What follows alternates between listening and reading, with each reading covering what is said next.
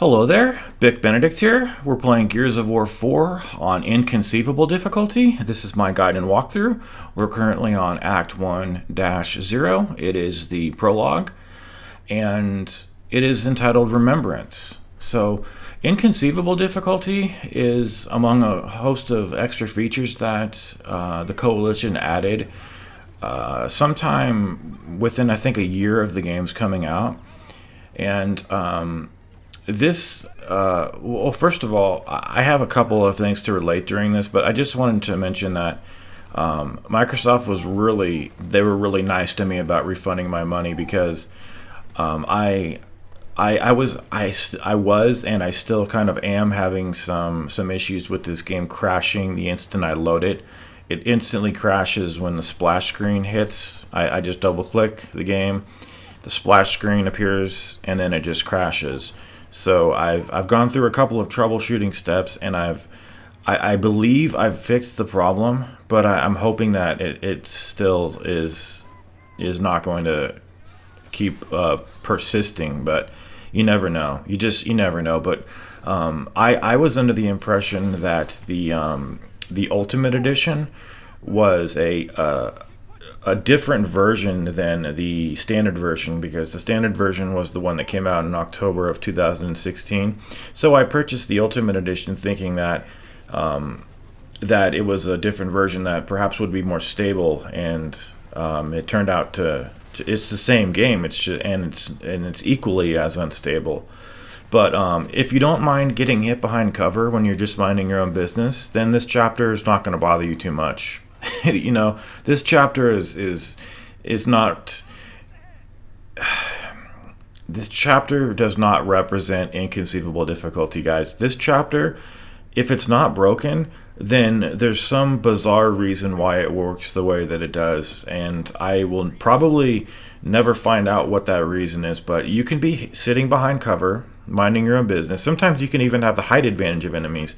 On that part that we just did, we were above the enemies. No, we were above the enemies, and there were times you didn't see them, because if you did see them, it would have been on a fail video where I didn't succeed. But you can just be crouching behind cover, directly in front of enemies, so nobody's flanking you and they can hit you at any bad angles or any particularly disadvantageous angles.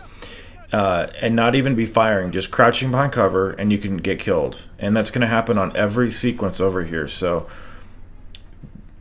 you've got to bear that in mind, and you've got to bear in mind that that's not what happens on the rest of the game. It's just something that happens on this chapter, and I do honestly believe that this prologue is broken. So on inconceivable difficulty, you're going to get put down faster than insane difficulty. That's just what it's all about. I've read that the enemies have decreased health, but I don't. Personally, I don't think that that's the case. I think that they have the same amount of health, but you certainly don't. At least your health integrity, from the time that the Death Omen appears till it turns completely opaque and you're put down, it's going to be more severe than insane difficulty. So you've just got to bear that in mind, and you've also got to bear in mind that this is the broken chapter. Okay, it's this act, this 20-minute video, and after this it gets better. But this part is completely broken, and if it's not broken, then I have no reason why, when you're sitting behind cover, you get damaged and you get killed. It's ridiculous. It's completely unfair, and it makes absolutely no sense. It's like the character's profile is sticking out over the cover when it's clearly below the cover. And even at that point when we were flanking the enemies earlier, we had the height advantage. So it's not like we were below them and they were firing down on us. I was firing down on them. It makes no sense. So you've got to put up with it on this chapter. And the hard part about this chapter, by far, is this turret section coming up here. Now, you're going to have the ability to get a Marxa. I think I've already got a Marxa. I switched. Yeah, my weapon will be switched every 30 seconds. Jesus Christ, I can't talk. So I have a Marxa. I've also got the Retro Lancer that you start out with. Now you can throw a couple of frag grenades at first if you want to. There's replacements for these 2 frag grenades up and to the right. I'm going to show you where they are. But by far, this turret section that you're going to do is the hardest. It's potentially the hardest part of the game. I can't speak for the whole game on Inconceivable because I haven't gone through it all. I've only gone through.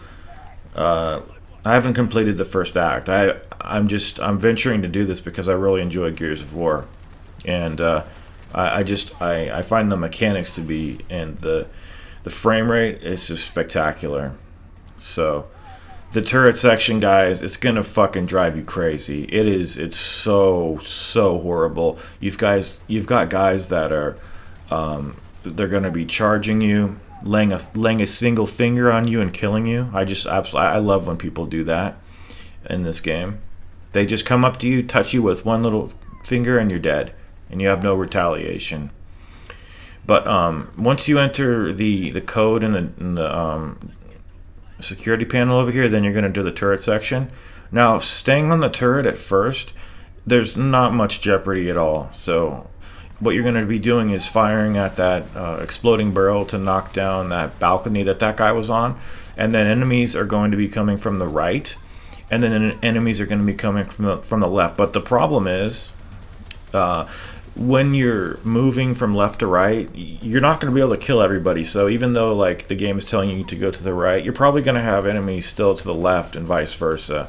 So what I do is once I hear the character, that female character, tell me that the enemies are coming from the left, then that's when I fall back. Notice right here I'm throwing a few Hail Mary grenades and just getting the hell back, because I find that this position is fairly safe. Now there really is no safety, because you can just be standing here, not even attempting to fire. And admittedly, this cover's pretty low. Like this cover, it looks like the top of the character is protruding a little bit over it.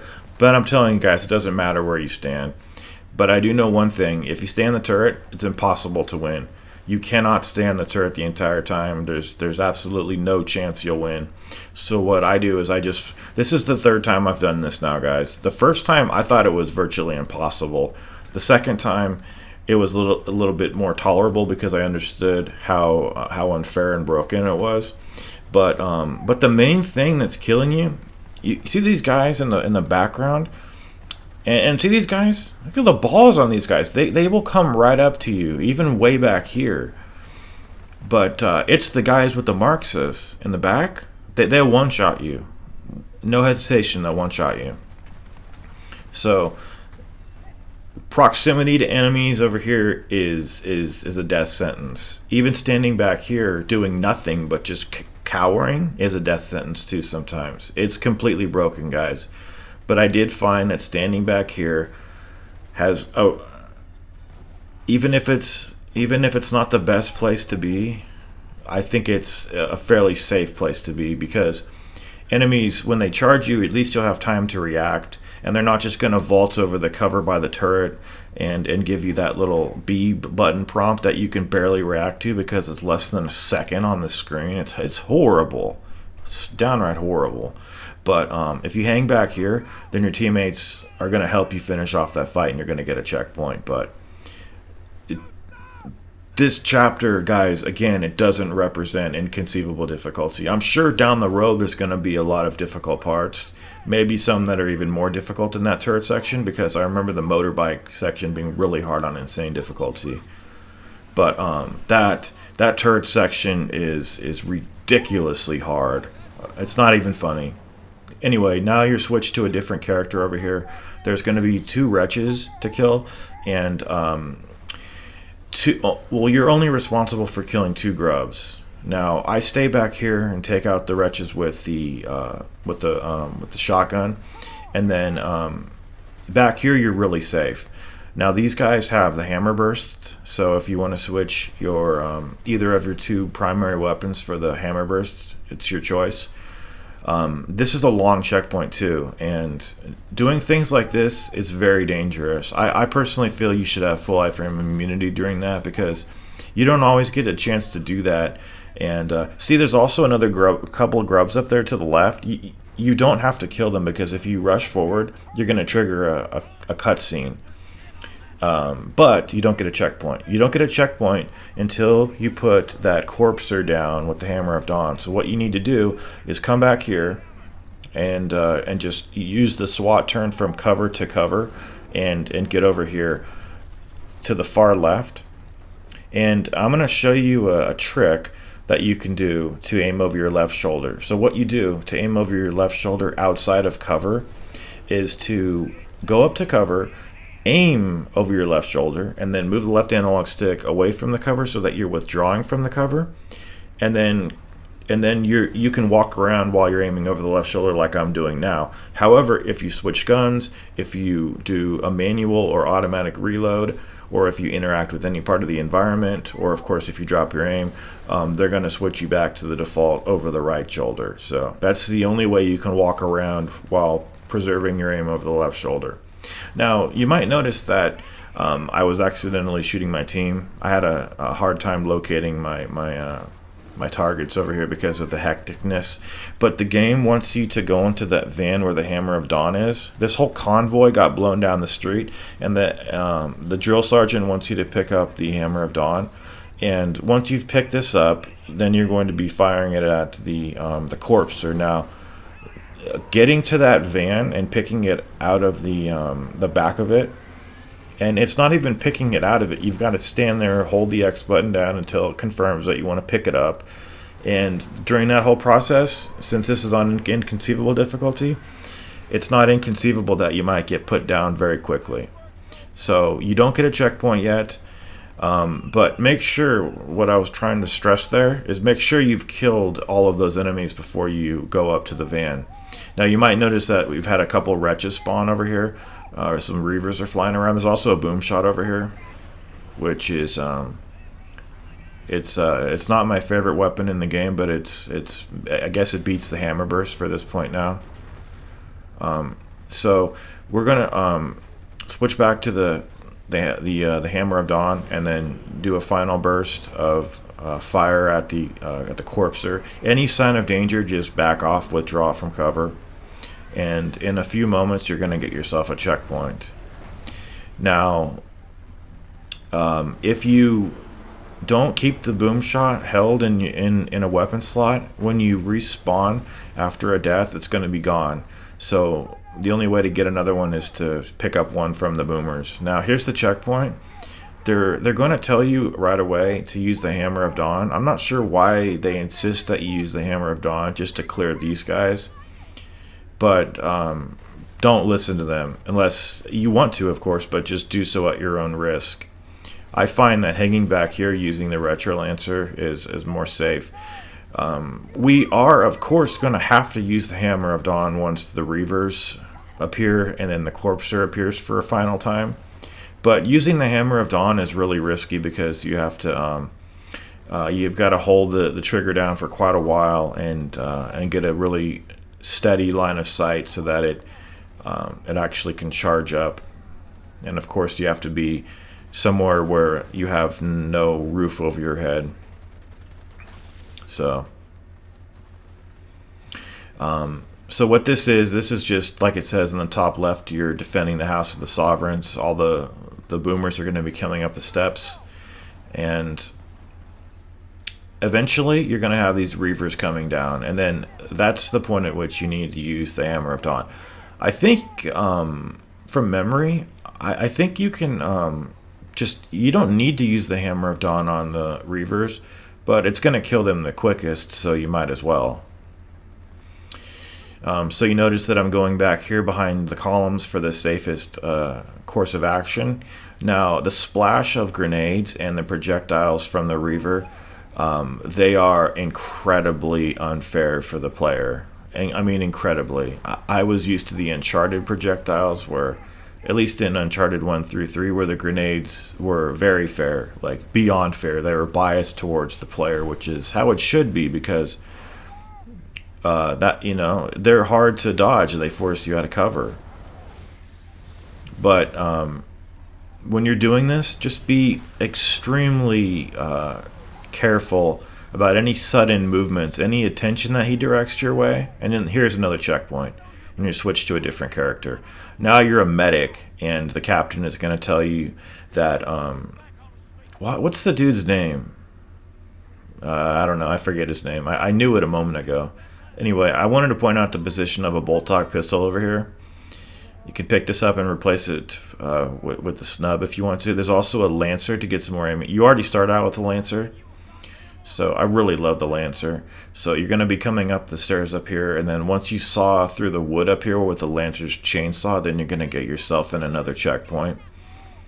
But be really careful when you're dealing with that Reaver. That was the bottom line over there. Now when you come over here, there's going to be 2 grubs assaulting some soldiers. Now when you kill them, you get another checkpoint, and it will be the checkpoint before you get your final checkpoint. Okay, so here after we snap this guy's neck, you get a checkpoint, and then you've got to do a little bit more work. What they want you to do, here's a boom shot over there. What they want you to do now is stand behind this, or rather crouch behind this low wall, pick off a few guys. It could be timed, but I think you do need to participate and kill a couple people. So look for anybody near those exploding barrels, and then you can get the most bang for your buck, so to speak. And then you'll be on the final, you'll be on the home stretch for the prologue, and you'll be on the last checkpoint. So, like I said, just wait for anybody to get around those barrels. Here's where you're going to get your last checkpoint. This area is going to get exploded. A couple of wretches are going to rush you, so just take them out. And then there's going to be a grub mantling over right over there. So you can either you can throw a grenade at him, or you can use the boom shot. I think I end up chainsawing him. It's difficult because ever since Gears of War 2, any type of bullet that hits you when you're attempting to chainsaw somebody, it staggers you and lowers the chainsaw and prevents you from using the chainsaw. But this is really hard because randomly enemies will throw stuff and shoot from the right over here, and this guy can hit you from where you're at here. So this is...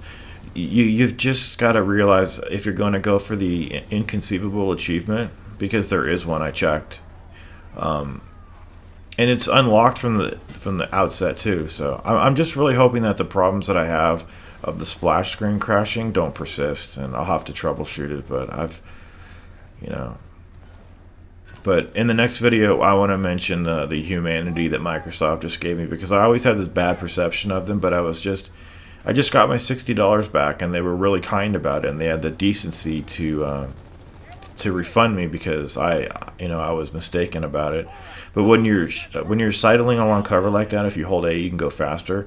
Now you're going to be told to go on the turret over here, and I've never tested this, but this might be a waiting game at some point. I know it is at the end, but I think you have to get on the turret and do some participatory shooting.